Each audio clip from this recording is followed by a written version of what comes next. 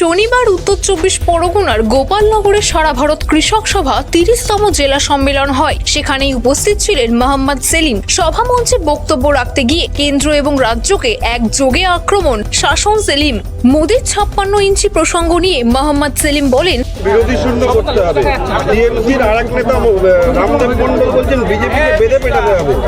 বিএনপির এমএলএ অমরনাথ বলছেন 5 মিনিটে রাষ্ট্রপতি 5 তারিখ রাষ্ট্রপতি শাসন জারি হয়ে যাবে। নেতাদের মুখে এইভাবে কথা কি বলবেন? এইসব যে নামগুলো বললে এগুলো কেউ জানে, চেনে? তারা কাজ করছে? তারা এইসব উল্টোপাল্টা বলে বলে তোমরা তাদের প্রশ্ন করো। কেন করো? তাদের নামটা উচ্চারণ কেন করো? যখন মানুষ মরছে, ডুবছে, ভাসছে, মৃতদেহ উদ্ধার হচ্ছে, ঘর ছাড়া মানুষ আছেন, ঘর ভাঙা মানুষের ভিড় হচ্ছে, তখন এরা এত অপদার্থ। তখন কেউ নিজের বার্থডের জন্য কেক কাটছে, কেউ তখন আগরতলায় বেড়াতে যাচ্ছে, আর বাকিরা এখানে প্রতিদিন লম্বা চড়া শাসানি দিচ্ছে। সেখানে দাঁড়িয়ে বামপন্থীর কাছ থেকে শিখুক যে বিপদে পড়লে মানুষ কীরকম ঝাঁপিয়ে পড়তে হয়। মীনাক্ষীদের দেখুক, দেবাঞ্জন থেকে দেখুক, প্রণয় কার্জিকে দেখুক, আকিককে দেখুক, এই অয়নকে দেখুক যে কীভাবে নেতা হতে হয়। শুধু গালমন্দ করলে আর ছিচকে চোরের মতো আচরণ করলে নেতা হওয়া যায় না। আপনি বলছিলেন ভোট আসলে ইডি দেখা যায়, এক্ষেত্রে এখন দেখা যাচ্ছে যে আবার দক্ষিণ দমদমের 3 শতাধিক নিয়োগ নিয়ে 2020 সালে হয়েছিল ইন্টারভিউ ছাড়া, সেখানে 29 জনের নিয়োগ হয়েছিল। এই বিষয়গুলো নিয়ে ইডি আবার তদন্ত শুরু করেছে। এই পুরো নিয়োগে দুর্নীতি হচ্ছে, সে নিয়ে তদন্ত হবে, অভিযোগ হয়েছে, সবাই জানে। তো ফলটা কি হচ্ছে? অয়নশীলের কাছ থেকে কখন সব ডকুমেন্টস কাগজপত্র পেয়েছে? এখন তো দেখা যাচ্ছে শিক্ষক নিয়োগের দুর্নীতি হোক, গরু পাচারের ব্যাপার হোক। তোমার জেলায় আমি যাই না গরু পাচারের ব্যাপারে। একবার যদি বিজেপিকে ফিট করে নেয় তাহলে তৃণমূলের যত বড় চোর হোক সে বেঁচে যাবে। এটাই তো কাণ্ড হচ্ছে। তখন ইডি সিবিআইকে বিজেপি ব্যবহার করছে, হয় দল বদল করো আর নাহলে বিজেপি নেতাদের টাকা দাও। পরিষ্কার কথা বলছি আমি। বলছিলেন যে চোর চোরকে ধরে না, ডাকাত ডাকাতকে ধরে না। একদম কথা ঠিক। বিজেপি তৃণমূল, তোমরা যখন ছোটোবেলায় চোর পুলিশ খেলতে তখন 4টে স্লিপ থাকতো, চোর, পুলিশ, ডাকাত, দারোগা, মনে আছে? কেউ দেখা যেত কি কখনো চোর পুলিশকে ধরে, দারোগা পুলিশকে ধরে, চোরকে ধরে? আর এখন তো সেই খেলা, তাও তো চোর, পুলিশ, ডাকাত, দারোগা ছিল। এখন কি হয়েছে? চোর ডাকাতরা মন্ত্রী হয়ে গেছে, এমপি হয়ে গেছে, নেতা হয়ে গেছে। সুতরাং এখন পুলিশ খেলা হচ্ছে। একবার রাজ্যের পুলিশ সিআইডিকে ব্যবহার করে বিজেপিকে সাহায্য করার চেষ্টা করে নাম করে তৃণমূলে ঢোকাচ্ছে, আর একবার বিজেপি তৃণমূলের নেতাদেরকে ইডি সিবিআই দেখিয়ে আবার বিজেপিতে ঢোকাচ্ছে। এখন বেঙ্গল পুলিশ বা ইডি সিবিআইকে তুমি বলতে পারো বিজেপি তৃণমূলের রিক্রুটমেন্ট এজেন্সি। কাজের কথা বলছে এটা, বলো। শুধু ইচ্ছামতি কেন?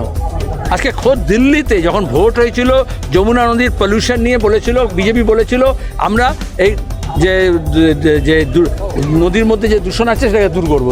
খোদ দিল্লির বুকে যমুনা নদীতে, গঙ্গা যমুনা আমরা বলি। তাহলে এখানে দাঁড়িয়ে সব নদী আজকে ইছামতিতে নিয়ে তো মানুষ লড়াই করছে, বর্ধমানে করছে, এবং বর্ধমানে লড়ে তারা শায়েস্তা করতে পেরেছে এবং কিছুটা দূষণ কমাতে পেরেছে।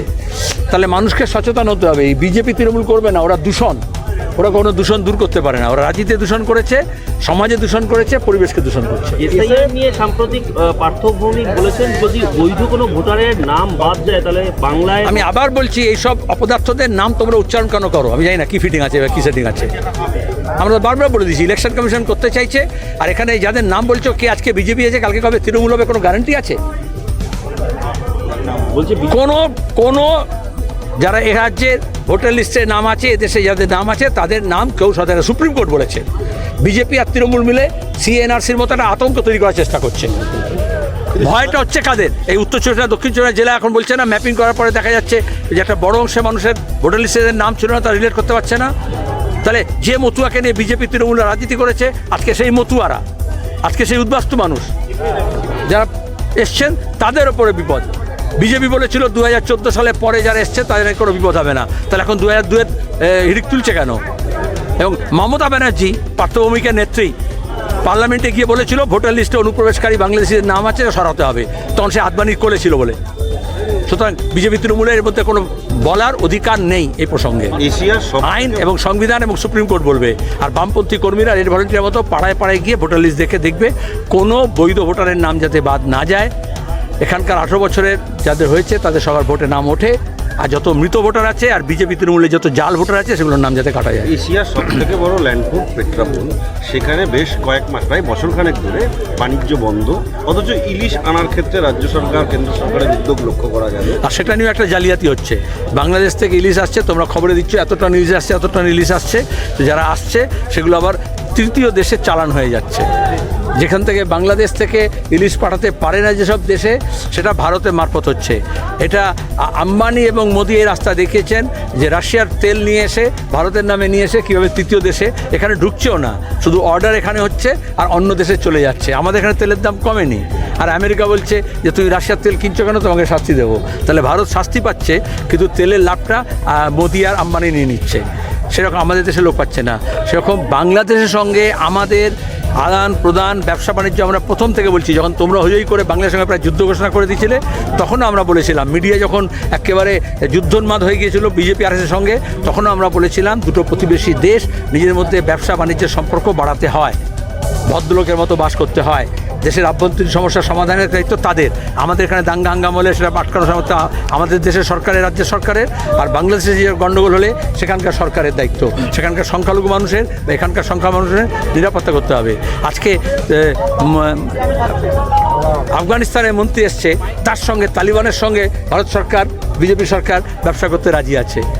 তাহলে বাংলাদেশের কেন হবে না? এখানে কোন অপদার্থরা বলেছিল যে বাংলাদেশের চিকিৎসা করব না রুগীকে? কোনো ডাক্তারের কোনো শপথে কখনো কেউ বলতে পারে? এবং এখানকার কাপড়ের দোকান বলো, নিউ মার্কেটের লিন্সেসের মার্কেট বলো, বাজার দোকান বলো, ভদ্রভাবে বাঁচা, সভ্য হওয়া, সংস্কৃতিবান হওয়া, ধর্মের নামে রাজনীতি না করা, ধর্মের নামে উস্কানি না দেওয়া, টেলিভিশন চ্যানেলকে আগুন জ্বালানো ব্যবহার না করে দিয়ে মানুষের যে প্রয়োজন আছে, কাজ, ব্যবসা বাণিজ্য, দোকানদারি, যাতায়াত, সেগুলোর উপর নজর দেওয়া। এই বিষয়ে বনগাঁ জেলা তৃণমূল কংগ্রেসের সভাপতি বিশ্বজিৎ দাস বলেন, রাজ্য সরকারকে তোপ দেখেছে, বনগাঁর পেট্টাপোল সীমান্তে বাণিজ্য বন্ধ করা হয়েছে, সে বিষয়ে তোপ দেখেছে, একাধিক বিষয় নিয়ে তোপ দেখেছেন এবং বিজেপি তৃণমূলকে নাম না করে বলেছে চোর চোরকে ধরবে না, ডাকাত ডাকাতকে ধরবে না, চোর ডাকাত বলে তৃণমূল কটাক্ষ করেছেন। সিপিএম দলটা এই মুহূর্তে দাঁড়িয়ে এত ক্ষয়িষ্ণু হয়েছে যে ওকে আর উজ্জীবিত করার মতন লোক নেই। আর এটা একদম সর্বজনবিদ যে সারা বাংলার মানুষ বুঝতে পেরেছে যে সিপিএম এবং বিজেপি একে অপরের পরিপূরক। হিসাব করলে দেখা যাবে যে গত লোকসভা কেন্দ্র শুধুমাত্র সিপিএম বিজেপিকে জিতিয়ে দিয়েছে এই লোকসভা কেন্দ্র। ওদের মধ্যে একটা দারুণভাবে আন্ডারস্ট্যান্ডিং রয়েছে। আর ওরা যে কথা বলছে এটা শুধুমাত্র বলার জন্যে বলা। ওরাও জানে যে এই দলটা আর ঘুরে দাঁড়াবার ক্ষমতা নেই, কারণ সংগঠন একদম তলানিতে। তো একটা মিছিল করে, এইটুকুই যা, সেখানে একটু বক্তব্য, জ্বালামুখী বক্তব্য মানুষকে করে, এছাড়া আর কিছু নেই। কিন্তু সিপিএম আর বিজেপি আমরা একইভাবে দেখি ওদেরকে, কারণ ওরা একে অপরের পরিপূরক।